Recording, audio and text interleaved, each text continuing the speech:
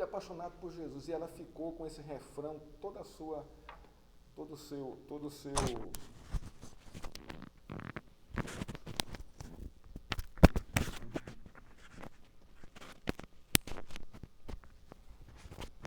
ela ficou com esse refrão todo o tempo da sua ministração. Mas olha só, como é que você se apaixona por Jesus, né? É para ser questionado isso. O que é que Cristo fala nos evangelhos? Aquele que me ama é aquele que o quê? Hã? Que tem os meus mandamentos e os guarda. O guarda ali não é, ali é obedecer mesmo, é conhecer e obedecer. Então, ser apaixonado por Jesus, irmãos, é se submeter os seus princípios, a sua palavra, a sua doutrina. Não é algo sentimental. Eu estou sentindo aqui que sou apaixonado por Jesus. Isso não funciona. Isso não tem nenhuma comunicação com Deus. É puramente subjetivo isso e emocional. Você pode estar apaixonado hoje e amanhã, né, se Deus lhe colocar numa situação difícil, você vai odiá-lo. Você perdeu a paixão por ele. Mas o fato é que a espiritualidade ela é fundamentada, né, na sua submissão à palavra de Deus, no seu serviço, na sua piedade à palavra de Deus. Né? Nós estamos aqui estudando Corinto, né? Primeira carta de Paulo aos Coríntios, uma carta belíssima, uma carta para uma igreja complicada, complexa, difícil, né? Uma igreja que perseguiu Paulo de uma maneira assim muito pejorativa.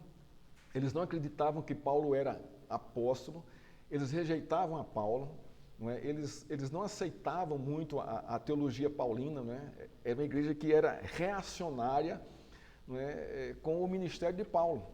É tanto que ele faz a segunda carta. O que é a segunda carta de Paulo para os Coríntios? É Paulo defendendo o seu ministério dentro da igreja. Ele foi tão criticado, tão pisado pela igreja, pela igreja de Coríntios, que ele faz a segunda carta como uma defesa do seu evangelho. Essa segunda carta, você vê o Paulo com o coração completamente sofrido por causa dessa igreja, que o maltratou profundamente. E nem por isso Paulo deixou de ministrar, de pastorear essa igreja. Paulo teve lá 1 ano e 6 meses com essa igreja, ensinando, doutrinando, pregando, falando, não é? Escrevendo cartas, trazendo a igreja para o prumo, né? Então, a primeira carta de Coríntios, nós vamos ter acesso, né, aos problemas, não é, dessa igreja. A complexidade, não dessa igreja como corpo de Cristo. E nós paramos na aula passada sobre os problemas centrais da carta. E nós vimos que a arrogância dos membros, o individualismo faccioso, né? Eu sou de Paulo, eu sou de Apolo, eu sou de Cefas, eu sou de Jesus. Então, até aí, não é, havia um individualismo faccioso. Havia um orgulho espiritual muito grande. Eles se orgulhavam dos dons que eles tinham. Paulo vai tratar disso aqui. Nós vamos tentar entrar hoje aqui nessa questão dos dons. Tá? Era uma igreja que se dizia muito espiritual. Porque havia muitas manifestações dos dons nessa igreja. Mas Paulo acaba chamando essa igreja de vocês são carnais. Porque havendo em vocês divisões e facções e orgulho espiritual, como vocês podem ser uma igreja espiritual? Vocês não são espirituais, vocês são carnais. Agora, ele fala isso, irmãos, mas com um fundamento trazendo para o prumo, não era uma crítica pejorativa por si mesmo, não. Paulo estava trazendo a igreja, né, para a realidade, não é, dessa verdade de Deus. Né? E nós vamos entrar aqui hoje, e também um péssimo testemunho social. Né? Então, para a sociedade, né, ao redor da igreja, né, havia um testemunho muito ruim da igreja. Nós vimos aqui no capítulo 5 que havia imoralidade sexual e a igreja não estava tratando disso, não estava disciplinando esses imorais. Nós vimos também nós vamos ver que havia divisão social, irmãos, por questões de crise na igreja, levando irmãos à justiça comum, processando os irmãos, sem antes trazer a questão para a liderança da igreja e tratar com a liderança da igreja. Então hoje nós vamos ver, né, alguns propósitos porque Paulo escreveu essa carta. O primeiro dele, qual é o propósito central? Exortar e corrigir a igreja dos seguintes desvios doutrinários. Então havia desvios doutrinários. Por quê? Porque quem conduz, quem molda a nossa vida ao cristianismo, irmãos, não é o que eu acho, o que eu penso. Nunca foi assim, nem o que eu sinto, muito menos. Quem molda a nossa vida ao cristianismo é a doutrina cristã, bíblica, teológica, apostólica. Se nós não nos moldarmos, se ela não moldar a nossa vida, não é? O cristianismo, nós não nos convertemos a Jesus Cristo. Ele não nos chamou para si. Então, o que é que Paulo está fazendo aqui? Irmãos, olha, vocês precisam viver conforme a doutrina, em todos os aspectos da vida de vocês. Tanto no aspecto comunitário, da relação da igreja, dos membros da igreja, como no aspecto fora da igreja, no aspecto social. Vocês precisam entender isso. A vida cristã, ela não é uma vida dupla. Eu aqui sou um e lá fora sou outro. Isso não é cristianismo. Então, é o que Paulo está dizendo aqui para a igreja. Vocês têm que ser o que vocês são aqui, vocês têm que ser lá fora. E outra coisa, o culto, não é? O culto é uma atitude constante na vida do crente. Diário, permanente, contínuo. Você não cultua só quando vem à igreja domingo. Isso aqui é a comunhão dos santos. Nós vemos para cá para estarmos juntos e juntos recebemos o que? A admoestação da palavra de Deus, a sua disciplina, o seu conforto, o seu consolo. E estarmos com os irmãos aqui. Então, a primeira exortação que Paulo faz aqui nessa carta aqui é com relação à imoralidade sexual. Um problema constante nessa igreja. Capítulo 5, capítulo 6 e capítulo 7. Né? Isso aqui a gente já viu, né? A partir do 5, né, havia alguém aqui que possuía a mulher do pai. Né? Isso é uma coisa terrível aqui. Não era a mãe dele, mas devia ser a mulher que o pai dele casou. Aqui não fala o que aconteceu com o primeiro casamento do pai. Mas acontece que ele havia casado aqui de novo. Né? Alguém que se atreva a possuir a mulher do seu próprio pai. Então, isso é uma coisa aqui bem aberrante e chocante, irmãos. Isso dentro da igreja. Imagina, a família vem cultuar a Deus, está o pai, a mulher e o filho, não é, ali, e o filho ali, não é, se relacionando intimamente com a madrasta. Olha só que coisa maluca isso. Que coisa assim absurda. E Paulo vai exortar a igreja e os líderes da igreja pelo orgulho deles, porque não trataram isso. Então, o capítulo 5 ele vai tratar dessa questão aqui, não é, grave. Assim, no capítulo 6, Paulo vai falar sobre o litígio entre os irmãos. Irmãos que estavam levando a justiça comum, crises que se promoveram dentro da igreja. E ele vai exortar mais uma vez a liderança. Será que não há entre vocês aqui um irmão maduro, sério, que possa, né, intervir e sentar com os dois e conversar e dar uma direção para vocês aqui, não é? Ele diz aqui, ó, versículo 1, quando algum de vocês tem uma questão contra outro, como se atreve a submeter isso a juízo diante dos injustos e não diante dos santos.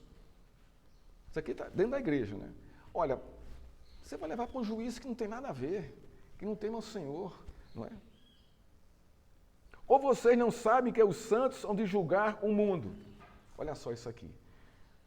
O que Paulo está trazendo aqui para a igreja, essa responsabilidade aqui, né, dos santos julgarem o mundo.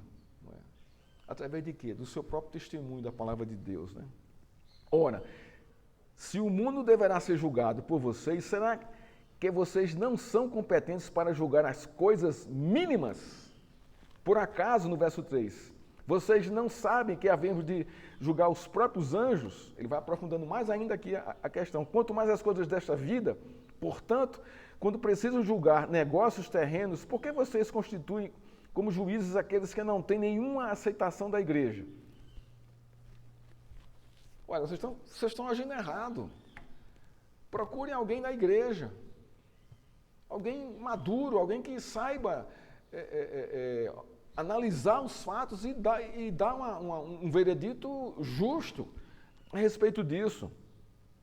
Olha o verso 5. Digo isso para a vergonha de vocês. Será que não existe nem menos um sábio entre vocês que possa julgar entre seus irmãos? E havia, irmãos. A questão é que havia. Mas só que eles não estavam nem aí com isso. Eles não estavam submetendo, não é, a palavra de Deus, aos seus princípios legais, né? Está lá na lei, né? Ainda no capítulo 6, ele vai falar aqui da questão ele volta a falar da imoralidade, a partir do versículo 12. Né? Ele vai...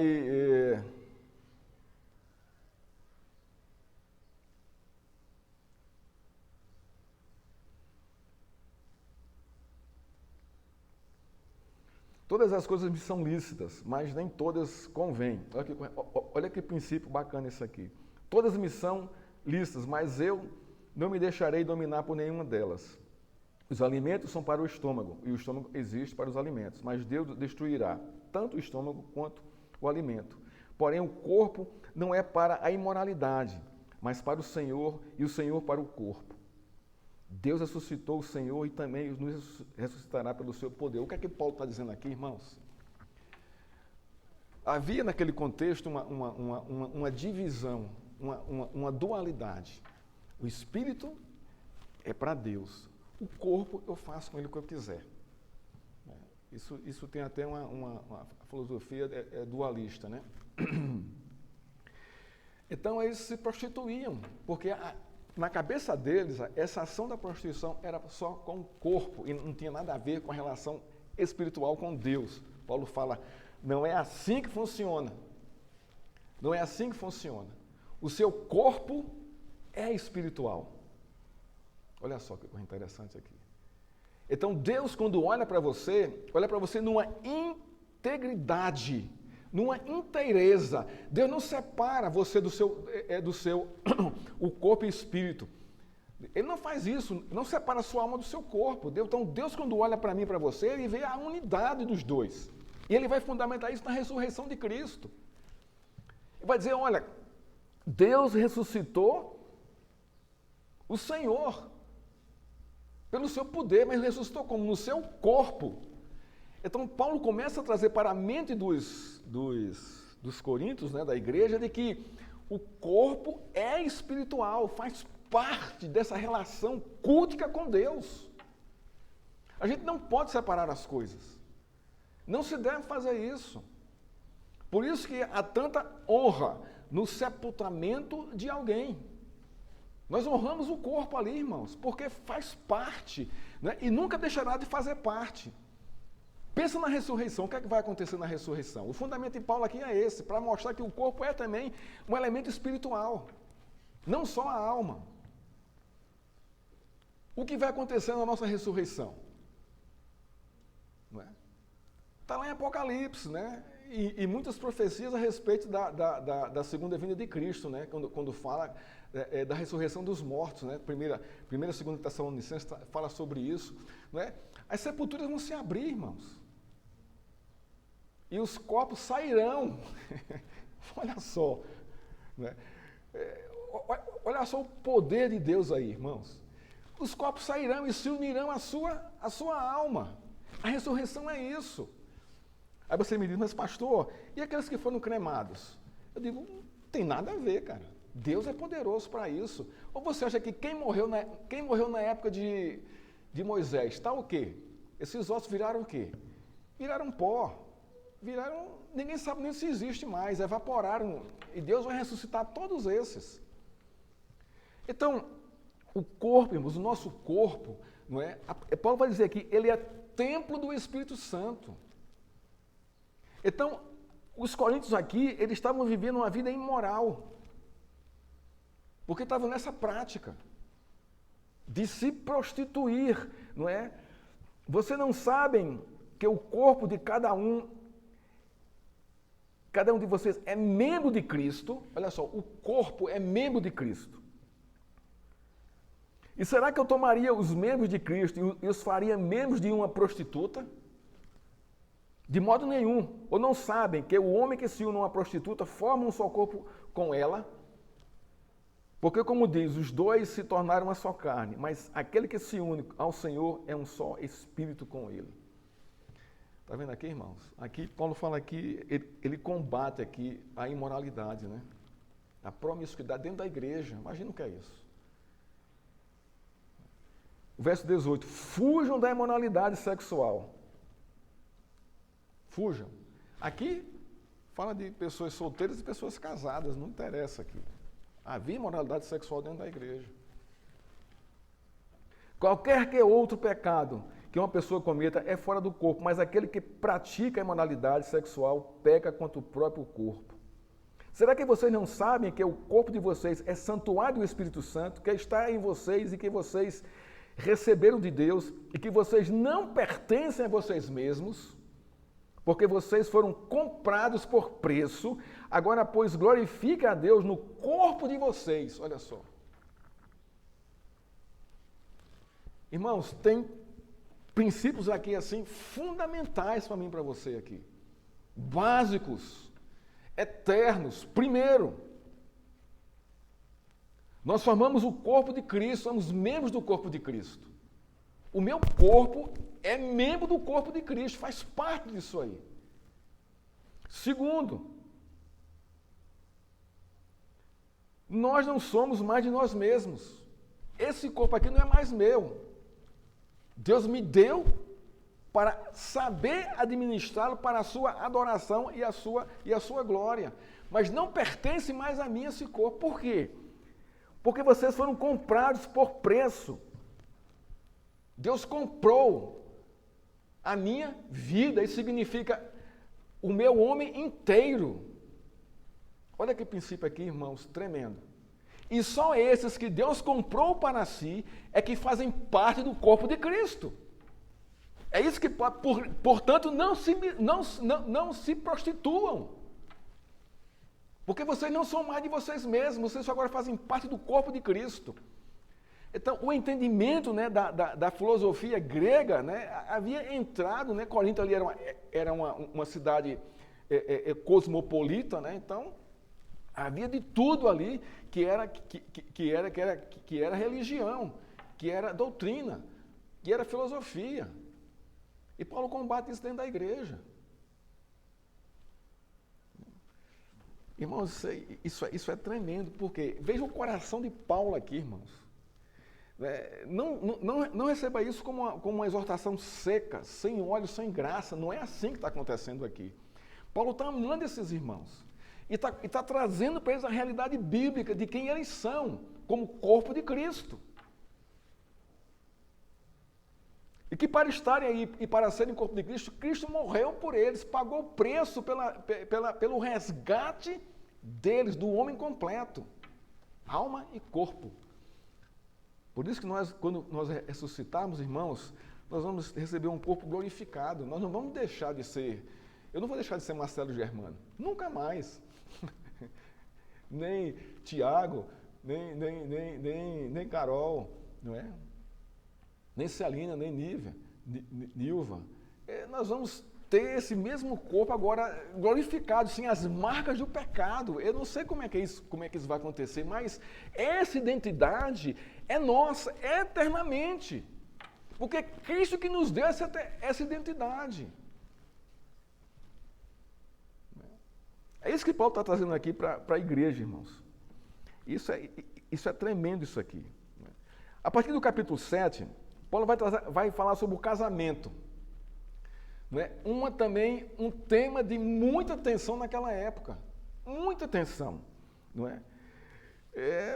Porque o casamento não era levado em consideração. Não é? Era uma coisa muito frágil, fragilizada. Não é? você se separava por qualquer motivo. Isso não é, a gente sabe disso, só basta ler o Novo Testamento, né? Mas Paulo vai trazer aqui, né, a realidade do que é um casamento. Não é? E como deve se proceder aqui os divórcios, as razões fundamentadas na Escritura para o divórcio. Não é? Quanto ao que vocês escreveram, é bom que o homem não toque em mulher. Então, não pratique a imoralidade. Tocar aqui realmente praticar a imoralidade. Eu digo que, por causa da imoralidade, cada um tem a sua própria esposa. E cada mulher tem o seu próprio marido. Então, o que é que Paulo está dizendo aqui? O casamento é a prevenção da imoralidade sexual. Esse aqui é o ponto. Para um e para outro. Porque não é só pensar aqui na imoralidade só dos homens, não. Também das mulheres. Porque em Corinto, irmãos, havia um culto a Deus Diana. E como era esse culto? Esse culto era feito por orgias. Haviam sacerdotisas que serviam os homens, né, imoralmente nesses templos. Então, os homens iam cultuar a Diana, né, e necessariamente tinham que praticar a imoralidade. Porque assim era o culto. E olha a dificuldade de se manter, irmãos, né, a castidade matrimonial num contexto como esse. E Paulo vai dizer aqui que o casamento serve para isso. Você vai se satisfazer, vocês vão se satisfazer um no outro. Não tem que estar mais procurando outros caminhos, né? Que o marido conceda à esposa o que lhe é devido, e também, de igual modo, a esposa ao seu marido. Olha só aqui, uma relação aqui, não é, de mutuabilidade no contexto da vida conjugal. Se concedam, não é, mutuamente. A esposa não tem poder sobre o seu próprio corpo, e sim o marido. E também, de igual modo, o marido não tem poder sobre o seu próprio corpo, e sim a esposa. Estou vendo aqui a fundamentação, a aliança do matrimônio, que Celina não pertence a ela. O corpo dela pertence a mim. E o meu corpo pertence a ela. E ela manda sobre isso, e eu mando sobre isso. Vocês estão entendendo? Essa relação de dependência, de entrelaçamento, assim, que não se rompe, não se quebra, um é do outro. E ponto final, ele vai mais além aqui. Não se privem um do outro, a não ser, talvez, por mútuo consentimento, por algum tempo, para que se dedicarem à oração. Depois retomem a vida conjugal, para que Satanás não tente vocês por não terem domínio próprio. Então, olha, então ele está falando o quê? Da vida conjugal pessoal, do marido e mulher aqui. Não se privem mutuamente. A não ser por consentimento para questões espirituais, de oração, de jejum aí. E não por muito tempo, porque sabe que o perigo é grande aí. Nesse contexto aqui, mas também no nosso contexto, né? Nós vivemos numa sociedade puramente erotizada, né? E tanto para homem como para mulher é complicado isso, né? Você não vê nenhum filme que não tenha cenas assim pesadas, né? Acabou isso, não tem mais.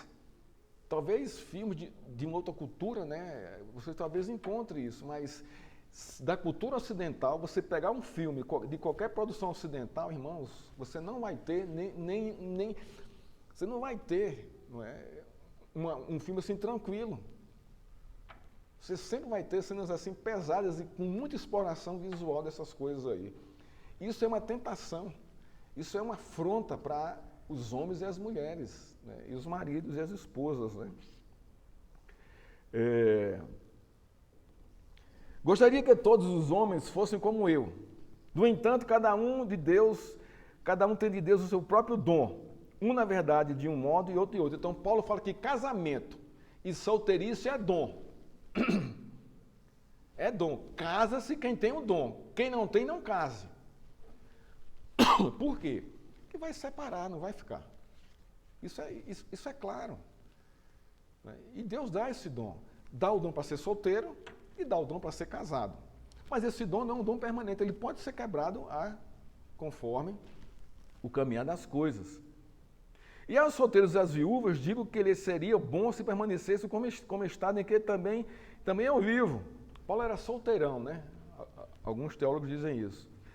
Mas se não consegue se dominar, que se case, porque é melhor casar do que arder de desejos, ou viver abrasado, né? Viver de imoralidade, né?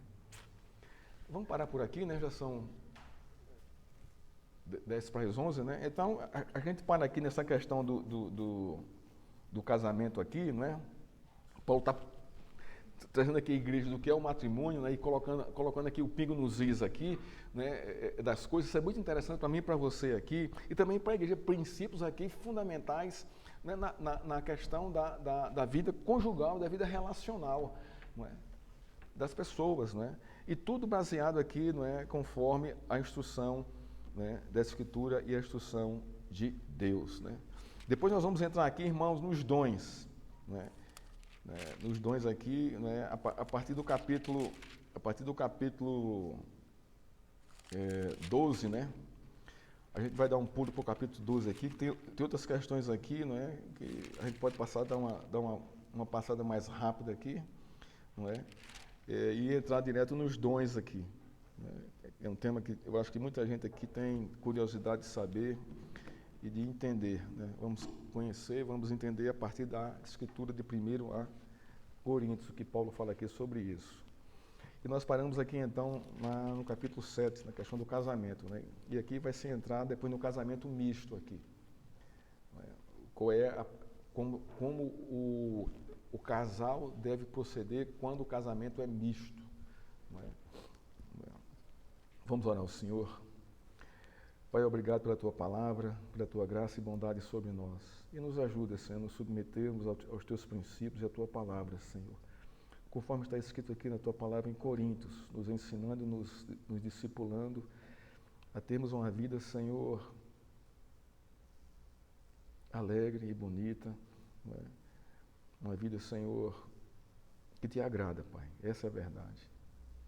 Abre o nosso coração, nosso entendimento e nos ajuda, Senhor, a caminhar no Teu temor, na Tua graça e na Tua misericórdia. Em nome de Cristo. Amém. Irmãos, dando procedimento ao nosso culto, né? Vamos agora passar para a ceia do Senhor. Essa ceia do Senhor era para ser feita semana passada, mas infelizmente estava no processo, né? Ainda estou.